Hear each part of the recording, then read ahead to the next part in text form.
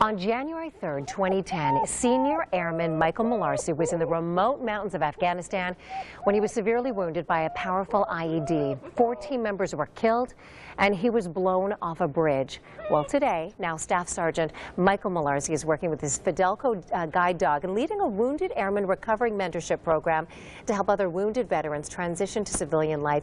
He is here in studio with me now and joined by Eliot Russman from Fidelco, and we have some really special canine guests as well. Good morning to both of you, and thanks for coming in. Good morning. Thank you for having us. Michael, I want to start with you.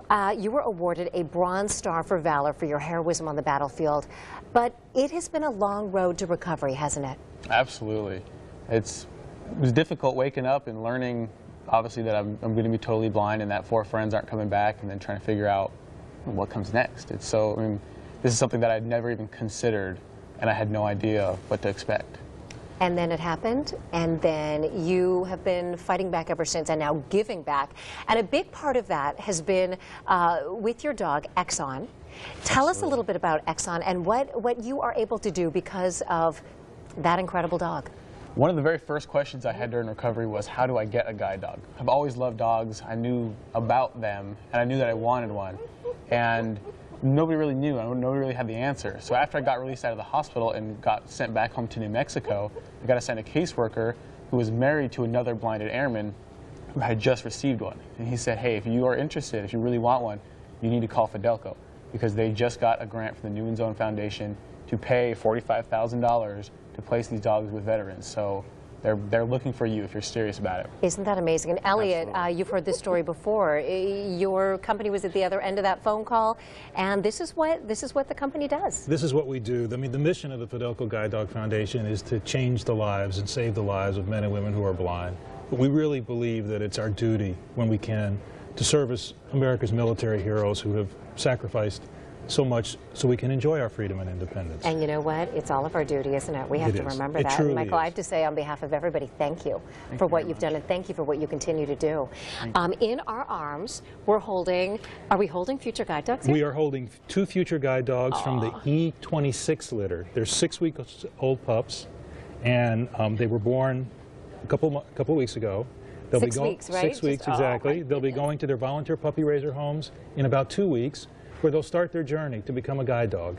For 16 or 18 months, we'll work with the families until the dogs are old enough to come back for training by our professional training staff. Such a special job that these dogs have. Yeah, I think my little dog is sleeping. They do. They're trying to get a shot of my little dog. The name of mine is Blue Girl. Blue Girl. Yes. And you've got Green Girl. Green Girl. So these are sisters. These are sisters, and the volunteer puppy raisers that raise them will get the honor of naming them, and the name will begin with an E because they come from the E26 litter. That's how we keep things sort of organized. They're just so beautiful.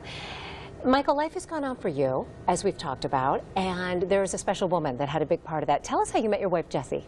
So I met her a couple of months down the road. I was actually going through blind rehab.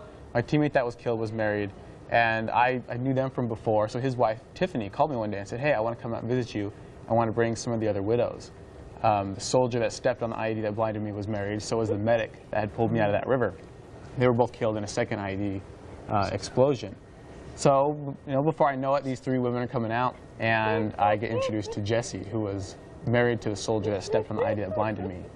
And from the minute I gave her a hug, I just felt something about her, something that drew me to her, and it felt a little strange because of the situation, the timing and everything.